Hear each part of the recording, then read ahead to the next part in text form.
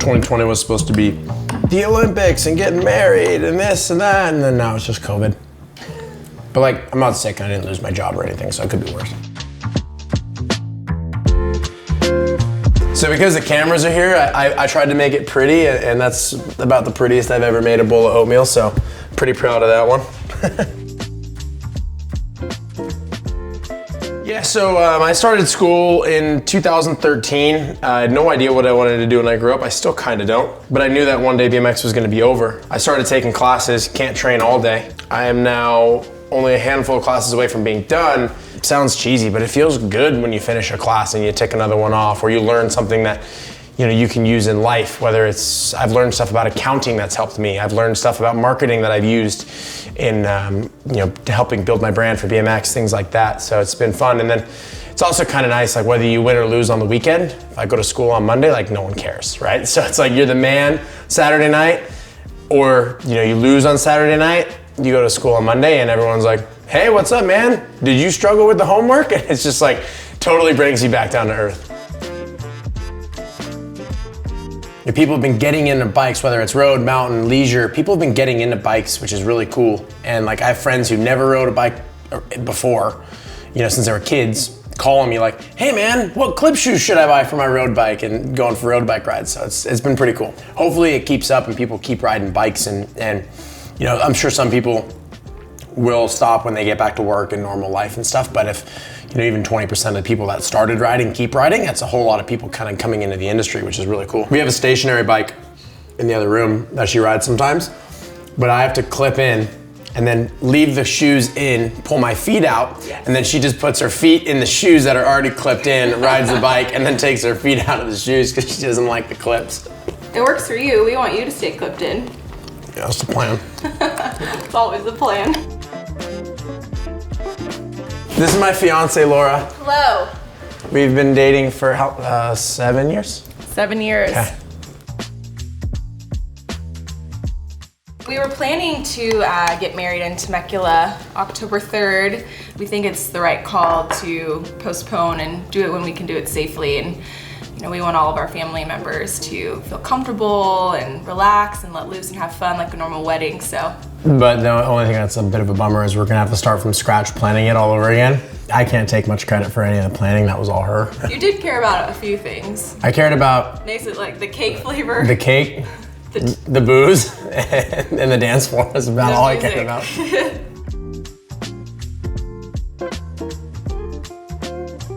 Shake, good boy. Hey Zoe, you ready? Touch. Good girl. This is Oliver. Oliver is 4 months old, and he's a Hoodle, which I didn't even know existed. He's a Wheaten Terrier mixed with a Poodle, who's pretty awesome, but he's still a puppy and doing puppy things like biting. Now, this is my girl Zoe. We rescued her about 2.5 years ago. We have no idea what kind of dog she is, so give us your best guess. We think Jack Russell Terrier, Beagle, maybe a couple other things. Our first dog, and we spoil the heck out of her, and now she has to deal with a puppy. Like bite her tail and stuff, and she doesn't like it.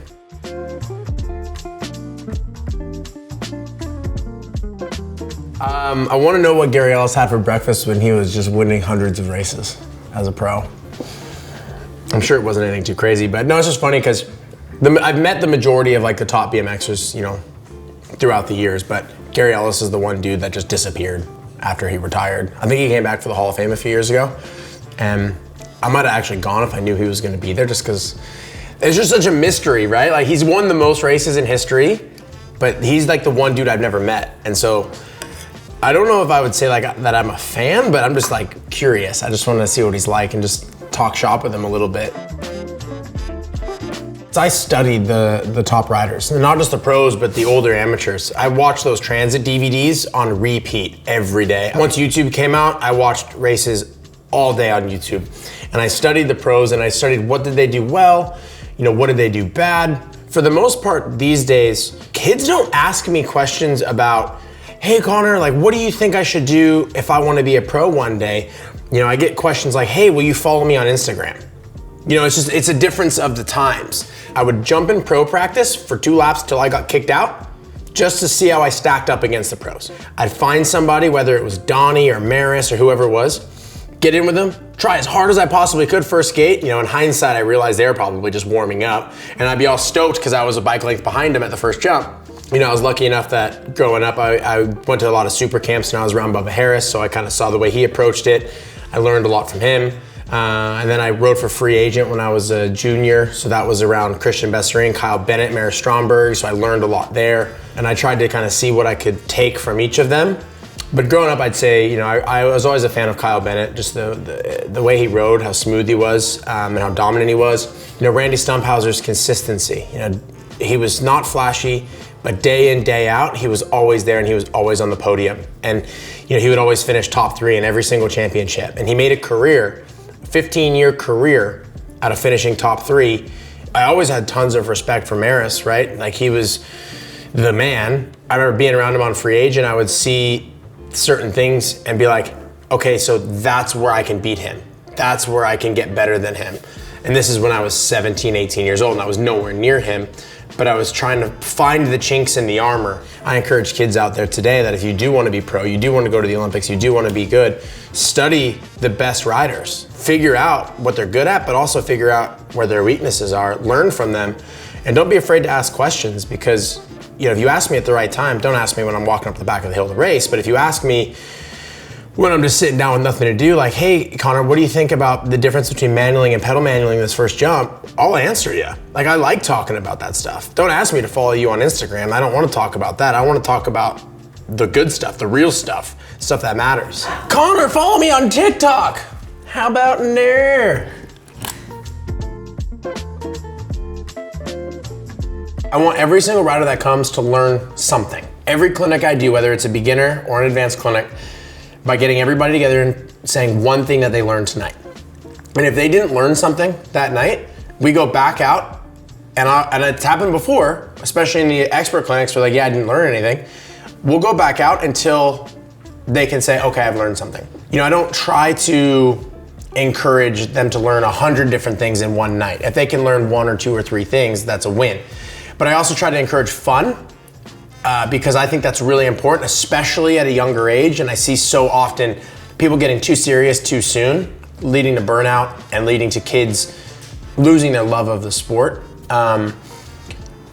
So having fun and also hard work and work ethic. And the only things that I really get mad at or frustrated with is if people are quitting, not trying, or having a bad attitude.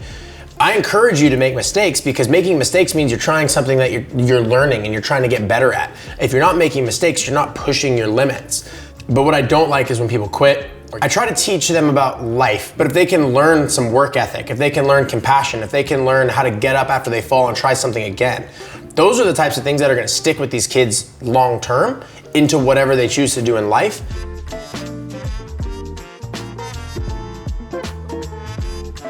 Being an elite athlete in any sport takes dedication. It takes time and it takes a commitment. You can't train for 12 or 13 hours a day, no matter what you're doing. There's always gonna be some free time, especially if you're organized and you build it into your day. And school's not for everybody. Not everybody wants to be, you know, an academic or do something that requires an education. But what I always try to encourage kids or younger pros is to do something in addition to just your racing. Have life balance. If you're into video editing, make it a point to build time in your schedule to do that. If you're into marketing, read books on marketing, study marketing. If you're into building things, then make time to build things. You know, I see so many people so often just sitting on the couch on Instagram, you know, with so much free time that you could be capitalizing on. And then you get to the end of your career and you're like, oh wow, like I didn't think about the fact that one day this was gonna end and one day I'm gonna need to work on something. Start that process now. And not only does it help the transition when you're older, it gives you that life balance to where your life happiness isn't dictated by whether you win or lose on the weekend, and there's more that brings you fulfillment and there's more that gives you meaning. You know, you're not just Connor Fields BMX racer. You know, I'm Connor Fields coach, Connor Fields academic, Connor Fields philanthropist, or whatever it may be. I think that's really important. It helps in so many ways, and that's your personal experience. I've gone too far down the other pathway of being eat, sleep, ride, If I won on the weekend, I was happy for the next week. If I lost, I was miserable until I raced again and got a win. I was lucky I had people around me that noticed that and encouraged me to do other things, and through that I actually became happier, more balanced, and therefore like a better racer on top of it, because I didn't feel that super heavy weight of I have to win this race or my life is ruined. Because I've won the Olympics and I've also lost the Olympics. And when I lost the Olympics, I was 19 and I spent 6 months in a pretty gnarly depression because my entire life was built around winning that race. So it was kind of in that moment that I realized I need more to my life than just trying to win the Olympics. Like, that is a huge goal and that's amazing, and that's still the number one thing by a long shot, but I need some more because, you know, not to be depressing, but things don't always have a happy ending, right? There's only one person who wins the Olympics. There's 32 guys who race, so 29 of them go home empty-handed with a participation certificate. And that's a really, really hard thing to kind of swallow and deal with, but it's even more so if you don't have something else to bring you joy and bring you fulfillment and bring you identity. We just got deep.